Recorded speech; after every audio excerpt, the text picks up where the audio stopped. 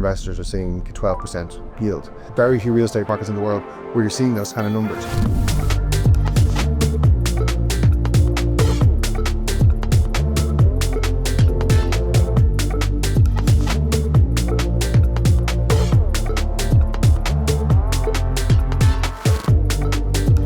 James, good to talk again.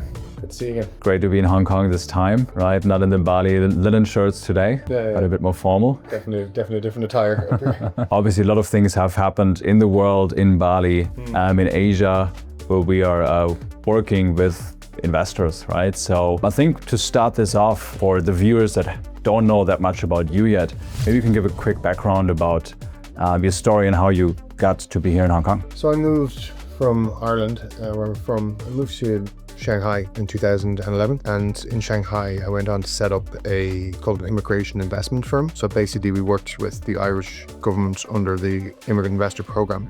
So you've heard of like golden visa programs. It was one of these programs basically where people will acquire investment benefits in the country through an investment. We raised over €500 million, and with that capital we deployed that capital in Ireland and built out nursing homes and social housing, government housing effectively. What I liked about that business and what we're doing in our business is that it kind of created it was a win-win-win for everyone involved. You know, our investors got very safe investments. We're building government-backed assets. Yeah. So the investors were very happy to invest because of that safety. The Irish state basically got infrastructure that it badly needed. What do you think are the main success factors to make that happen? On our side, you know, it just requires a very strong value system that's based primarily around integrity. We, the recipient of the capital, are very driven by sort of like a solid ethos about doing the right thing. Do you roughly know how much of that has been repaid as of today? Close to half. Close to half? However much is due. Yeah. So basically, the investment terms are either a 3 or a 5 year loan. Yeah. And you know that there are investors that are still investing, Yeah. just because the application process is quite slow. So any loan that has become due has been paid. Yeah. So we paid 100% of investors. Yeah, it's impressive, and it's interesting to see in kind of all emerging markets, by which the immigration space in Ireland was at the time. I'm curious, James, right now it's 2026, you're based here in Hong Kong, you know a lot of entrepreneurs, you know a lot of big investors in real estate and other asset classes. What are kind of the big themes you see this year? What are people investing in? Last year was an interesting year. It was quite a unique year. I think last year you've probably seen the biggest migration, some of the biggest migrations of wealth. In or around 142,000 millionaires migrated last year. I know the UK is seeing a huge number of millionaires leave, and some of that's to do with immigration investment. You know, that sort of what underpinned why people were choosing to relocate was generally to do with education. So they wanted an alternative education option for their kids. And then, you know, in Trump's first term, he started to see a lot of people, like that's when that sort of very political divide became very much pronounced. Really changed the globe in a way, and it's still very much changing almost on a weekly basis right now. Yeah. But this huge movement, migration of wealth, you know, people after COVID, you know, this concept of having to be anchored in one place or based in one place really changed. I mean, remote working totally transformed all that. And if you're an entrepreneur and you're running a big business, you don't necessarily need to be in one location. Yeah. So there are jurisdictions around the world that have made it very attractive for entrepreneurs, for high net worths to come to those locations. The UAE have done a great job of that. Yeah. And you do see a lot of wealth migrating to the UAE as a result of that. They have very favorable tax policies, and they've also very favorable immigration policies for entrepreneurs, which was the very smart thing to do. And then there's the inverse of this happening in places like the UK, where they're going like they're trying to too much to sort of tax the wealthy, and then I guess it's almost everywhere in Europe, right? Also Germany and France, you see like extremely high taxes. And it's a pretty great strategy, because I think in New York, for example, 1% of the taxpayers account for close to 48% of the tax revenue. Yeah. So, you know, it's a very small number of people that are paying the vast majority of the tax. So when you start to chip away at those, like the gap that is left to be filled is enormous. I think I read something recently where one of the founders of Revolut is leaving the UK. Yeah. And I think the sort of like loss to the tax exchequer there would be somewhere around £1.5 billion.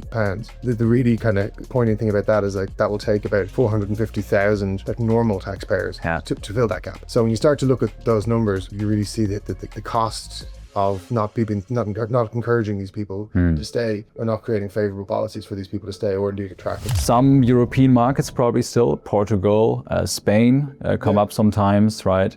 And then of course we have Southeast Asia, right? And also I think some people are even considering Hong Kong again, like actually to invest here as a market dropped a bit, right? How do you look at all of these opportunities that are there right now? Yeah, Dubai, as I mentioned, like Dubai has been the recipient of a lot of this movement and this migration, and then as a result, you had initially a huge spike in values and property prices, and I think that's been sort of rescinding recently. I think last year the numbers were down circa 15%, and there's also a huge amount of stock coming online in Dubai. I think it's close to 180,000 units are coming online.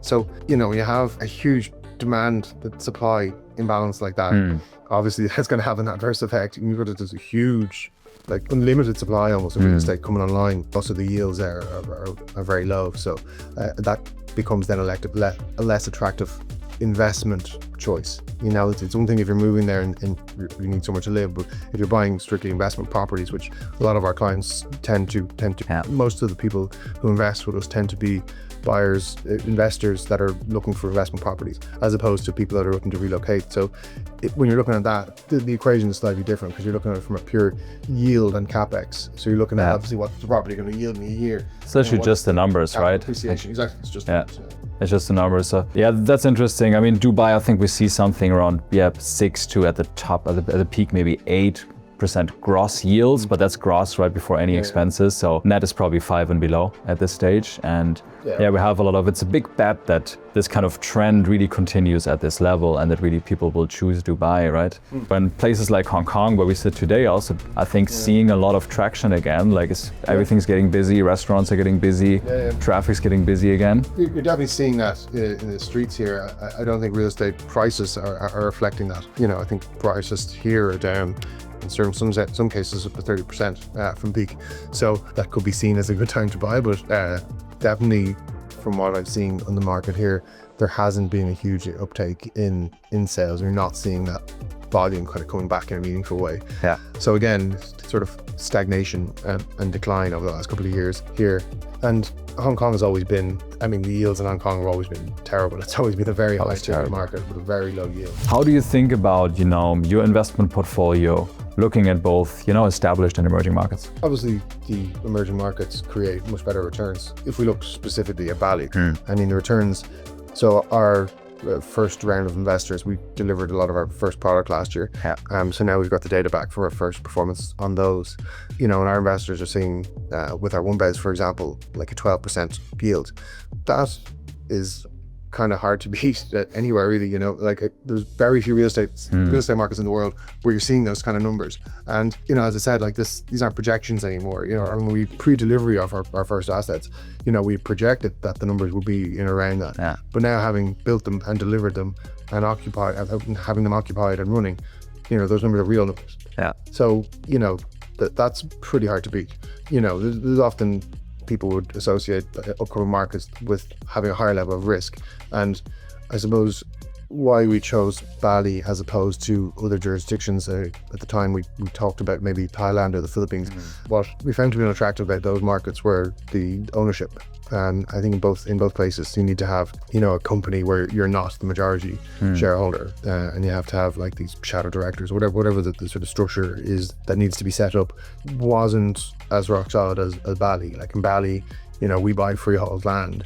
We do that via a company, PTPMA, that we own 100%. So, you know, you do own the land 100%, and so it's going to be the asset 100%. Control the asset. So that de-risks things a lot. It's interesting, right? So you've mentioned 12% yield. Like, I often get the question, like, how is it even possible, right? It seems for some people who are used to Hong Kong yields of like 1 or 2%, it seems crazy almost, right? So could you explain a little bit, like, how is that possible, like the economics behind it, and also how stable do you think that is, that kind of, you know, double-digit yield? So last year, Bali had record numbers of tourists. It was the most tourists ever visited, and that's the growing trend. So we're seeing more and more of that. It also has to do with, I think, where you're seeing the best returns are in up-and-coming areas. So there are parts of Bali that we wouldn't go near them, and they're really oversaturated. And in those types of markets, you're not seeing those returns anymore because there's just been such an overdevelopment and an oversupply of stock that the market just becomes a bit saturated and the prices start to become a bit compressed. So where we've chosen to build, I think has a huge impact on that return. You know, we've chosen areas that are upcoming, and we've kind of gotten into those areas before they become, you know, before the height gets too much and the prices become unattainable. Like, I mean, the land, if we look at the land we've bought in Bali, that's almost trebled in the just over a year since we bought. That is a very important factor to it as well. What build makes a big impact here as well. Like, there's a lot of people who just build very, very generic, cheap, poor quality, whereas we've been very focused about building very premium, luxury, high quality, well finished product. And this sits in a very different place in the market. You know, when people come to visit, like most people who come to Bali to see our stuff, they'll view a few other developers as well. You know, as soon as they walk into one of our units, they're just like, oh, okay, this is night and day. So the standard is just incomparable.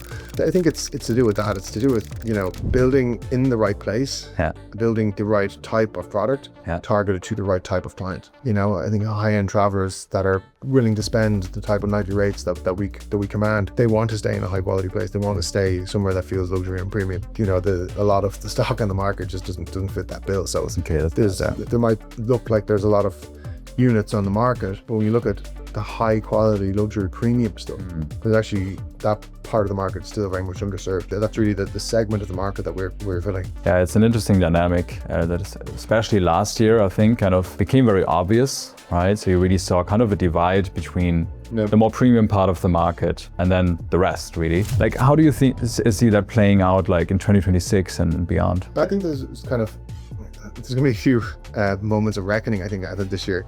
I think what you've seen, which is very encouraging from the Balinese government, the wider Indonesian government, people are becoming a lot more rigid with the regulation. And I think there existed a time in Bali where people would sort of adopted an attitude that, you know, the rules are there, but, you know, we can sort of get around them or we can work around them, or is, you know, the flexibility. And I think what we've seen by, you know, the closing of Bingin Beach, number of clampdowns on developments that were building, just doing ludicrous stuff. I mean, people building in green zones. It's like, you can't build it. It would be crazy in any other country, exactly, right? Yeah. It's the equivalent of building at home without planning permission. And like, even as we drive around, if we look at, like, you're seeing more and more sites now with 2 or 3 kind of half-built units and no one on the site, because the construction workers aren't there anymore, because obviously they're not getting paid. So, you know, this is one of those cases. Yeah, it's an interesting time in the market, right? It looks like we're kind of at the precipice a little bit where things will really show